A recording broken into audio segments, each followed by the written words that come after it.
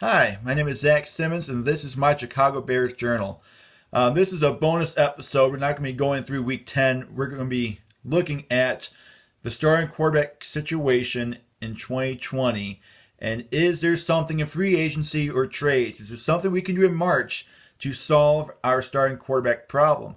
So right now, Trubisky, he's our starter, and I have to say more than likely he will be the starter in 2020. I think he is still the favorite to start for the Bears in 2020.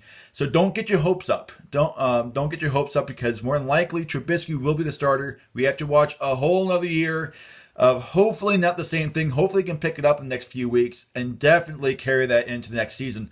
But for right now, I know a lot of other Bears fans are looking forward to 2020. Maybe, just maybe, Ryan Pace can make another move.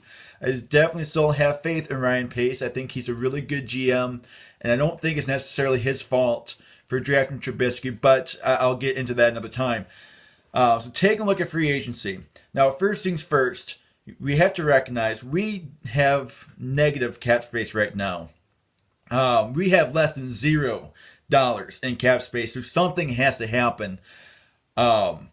So today we just cut Mike Davis, so that's a start.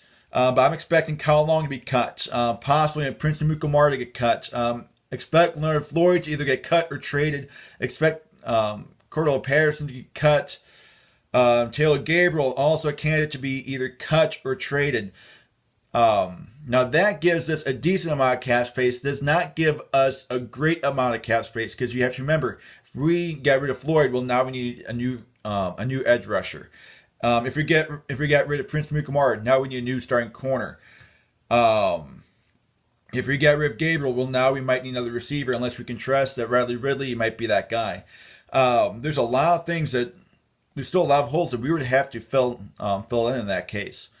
The only really good casualty might be Cordell Patterson, even though we're going to need a kick returner in that point, so we're probably going to have to pick someone up still. But Kyle Long, he's not a starter anymore. It's not really that big of a hit. We don't have to look for a starting guard or anything. We can find someone in the draft in maybe the third, fourth round. We can even pick someone up in the seventh round and be totally fine. But that gives us a decent amount of cap space. It doesn't give us an incredible amount of cap space, but it gives us a start. And when it comes to the edge rusher and cornerback, we might be able to fill that in the second round. It's really hard to tell at this point. It's a little early to tell exactly who's going to be in the draft, how good some of these players are going to be in the draft. You really get a good sense of that when it comes to bowl games, exactly how these guys can play at a top level. We don't have that right now. So let's take a look at some of the free agent quarterbacks. I'm going to disregard Teddy Bridgewater right now. I'm going to disregard Teddy Bridgewater because he's going to be crazy, crazy expensive, and I think he's going to stay in New Orleans, saying that he had the potential to start elsewhere, but yet he chose to stay in New Orleans. Otherwise, he would have been sent off to Miami. He would be the starting quarterback right now for the Miami Dolphins. He decided to stick around as a backup. Highest paid backup, but still a backup, less money than what he would have gotten in Miami. So I'm expecting him to do the same thing, that he's going to stay in New Orleans. Drew Brees will be out in another year or so, and Teddy Bridgewater will be the starting quarterback. He worked in that system, won every game that he started. I'm definitely expecting Teddy Bridgewater to stay with New Orleans. So then we're taking a look. There's a few names that have been brought up, three in particular that have been tied to Chicago, that being Cam Newton, Andy Dalton, and Marcus Mariota. Those are the three names that are being heavily talked about. The number one is Cam Newton. Now, Cam Newton, I think, is a favorite for the Bears. I think when it comes to the Bears, I think he's the guy they're going to go for. The reason being, he's a Super Bowl quarterback. If you look back in his history, he's been a very good, very reliable quarterback. But if you take into account the last 2 years, he really hasn't been.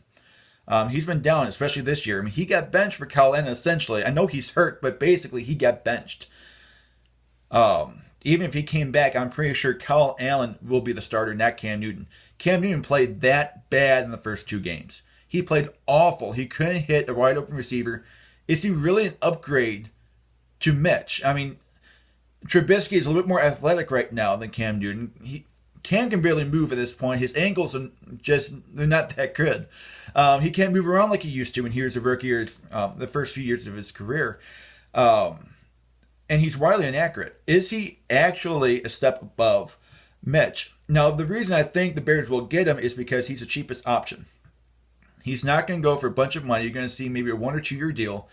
He's not the franchise quarterback that he once was. Because of his age, because of the type of quarterback that he is, he's more of a mobile quarterback. With his age, that kind of limits exactly what his deal is going to be. So I'm expecting him to have probably the lesser deal out of the three of those. Him, Mariota, and Dalton.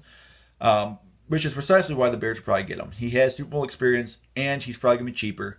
Will we trade for him? Probably not, because I'm pretty sure he's going to get cut. I don't see Cam Newton being on the Carolina Panthers next season.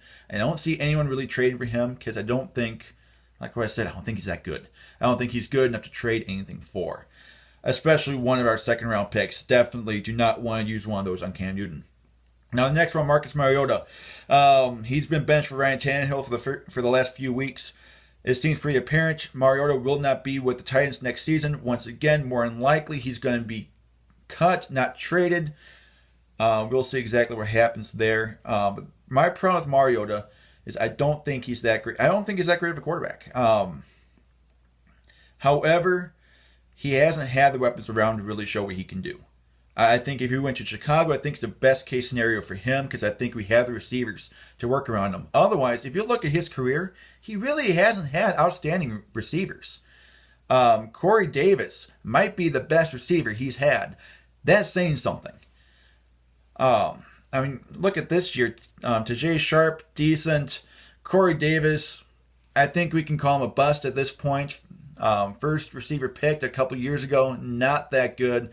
And A.J. Brown, who he's shown some flashes, but at the same time, I don't think he's really been exactly what they were hoping he was going to be. So if you bring him to Chicago with Allen Robinson, with Anthony Miller, with Javon Wims, Riley Ridley, potentially Taylor Gabriel as well, I think that's a pretty good spot for Marcus Mariota. I think we can see exactly what he can do here in Chicago. I would take Mariota any day over Cam Newton. But like what I said, I'm not really sure he's that much of an upgrade over Mitch.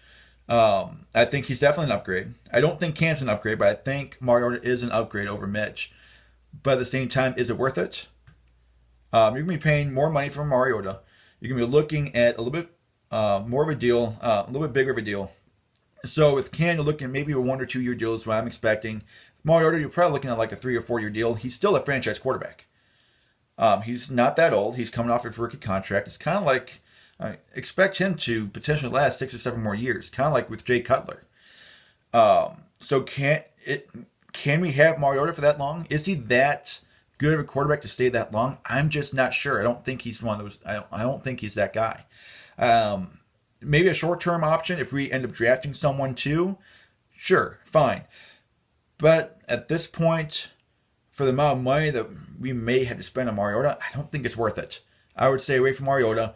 I think he's a better quarterback than Mitch. He's definitely, I think, a step above, but he's just a step, maybe a half step above. He's not fantastic. If Mitch is losing games for us, expect Mariota to also lose a couple games. He's going to win more, but we're not going to be as good as what we could be. Definitely not a Super Bowl caliber quarterback. Now, Dalton, I like Dalton. I do. I like Dalton. Once again, I don't think he's had a good group around him. He's winless this year. He hasn't won games, but at the same time, his offensive line is awful, which means Joe Mixon can't get anything going. A.J. Green's been out, so he's been relying on Tyler Boyd. I know they gave him a large deal, but Tyler Boyd is not that good of a receiver. So when you're depending on him solely, him and Tate, those are the two guys that you're looking at. Of course he's not going to win games. I'm sorry. Any quarterback in that case is going to have some problems winning games. Now, an excellent elite quarterback will win games with that kind of receiving core, and they will make that kind of receiving core look fantastic. We saw that with Breeze for a number of years. He's still doing it there in New Orleans. We've seen that with Aaron Rodgers. We've seen that with Tom Brady. So Andy Dalton, yes, he's not one of the elite, but at the same time, you put a good group of receivers around him, I think he's going to show off. He is a playoff caliber quarterback, which is what we need. A guy who's not going to make a lot of mistakes, and is going to make a good amount of plays. That's what we can get from Andy Dalton. The problem is with Dalton is he has the highest price out of all of them. He is older. When it comes to a deal, if he's in free agency, it's going to be less than Mariota, probably more than Cam Newton. However, more than likely, he's not going to be available in free agency. I mean, do you really think they're going to stick with Ryan Finley throughout the entire season? I doubt it. I would expect Dalton to be the starter by the end of the season, which means if we're going to get Dalton, we're going to have to trade probably that second round pick for Andy Dalton. Is it worth it? Is it worth it? We're already giving up some people to get Dalton to so we can support him when it comes to the money that he's getting. Is it worth getting rid of a second round pick, the guy who's going to be our potential starting edge rusher or cornerback or receiver? Can we really let that go for Andy Dalton? Is it worth it, or do we just ride with Mr. Trubisky and hope for the best?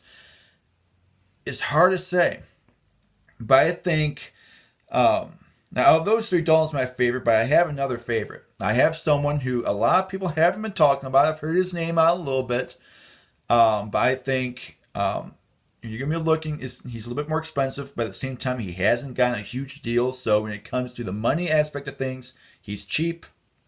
And when it comes to the draft pick, it's going to cost us because we're definitely going to have to trade for this guy. I like Gardner Minshew. I like what he's done there in Jacksonville. He's not going to be the starter. They're paying Nick Foles way too much money. And we can't afford Nick Foles. So we can try to trade for Nick Foles. I've heard that more than I've heard Minshew. Or why can't we just trade for Nick Foles? That's a lot of money. We would be paying Nick Foles more than probably what we would be paying for Teddy Bridgewater, to be honest. We just don't have the money for that. We can't do it. But Minshew? Yeah, we can get Minshew. Sixth round pick, so he's not worth that much right now anyway for the next few years until this deal's done.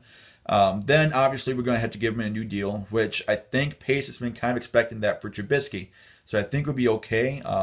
Definitely if we can get that deal done a couple years later than what we would have done for Mitch, we might actually have a lot more money in the bank. We can make that deal work. But with Minshew, he's showing some flashes. He's not your typical sixth round quarterback. He's definitely a starting quarterback in this league. I know he got benched. I know he did not play well in London. I get that. But that was probably his worst game of his career. He's looked actually really, really good. And once again, he's done that with no receiving core. He's done that with Marquise Lee. He's done that with D.D. Westbrook and DJ Chark. DJ Chark probably being the best receiver out of that mix. And that's incredible. He's just been good. He's been good with no talent around him. The best talent he's had is Leonard Fournette. And Fournette's had a great season. He's definitely helped him out. But can you imagine what he will do with Allen Robinson? Can you imagine what he would do with Anthony Miller, with Javon Wims, with Riley Ridley, with Tariq Cohen, David Montgomery? This is a guy we need. He's young, he's a franchise guy, and he's cheap. Yes, he may cost us a second round pick, but we don't have to give up all those players. We don't have to give up on Floyd. We don't have to give up on Floyd and Amukamara to give some money so we can get a quarterback. With Minshew, he's not getting paid much. We don't have to waste all that. We can get rid of Long and be fine. So if we get rid of that second round pick, it's not like that second round pick is going to turn into a starter. At least a starter that we need, like a starting cornerback or starting edge for this year. Maybe for next year, maybe some depth for later. But if we get Minshew, that second round pick is not really as valuable to us as if we were to get like Andy Dalton and trade a second round pick for Andy Dalton. So I would say the best case scenario for the Bears is for us to get Gardner Minshew. Trade a second round pick to Jacksonville. They would give us Gardner Minshew. We don't have to spend a bunch of money. Yes, it costs us a second round pick. It hurts, but remember, we have an extra second round pick due to Oakland, due to the trade for Khalil Mack. So, it's not going to cost us as much money. We have a young franchise quarterback in that case. Andy Dalton, Cam Newton, not franchise quarterbacks. Mariota, sure, but he's expensive. It's a win-win. We get a guy who can win games, and we get a guy who's going to be cheap. Why not? Why not go for it? Now, the question of the matter is not necessarily will the Bears do it, but will Jacksonville allow it? Will Jacksonville actually do that trade? Because, if Foles doesn't work out, they have Minshew. It's nice to have a good, solid backup quarterback. But if I were the Bears, go for Minshew. But what the Bears will do, if they had a choice between those 4 quarterbacks, they had the choice, expect them to go Cam Newton.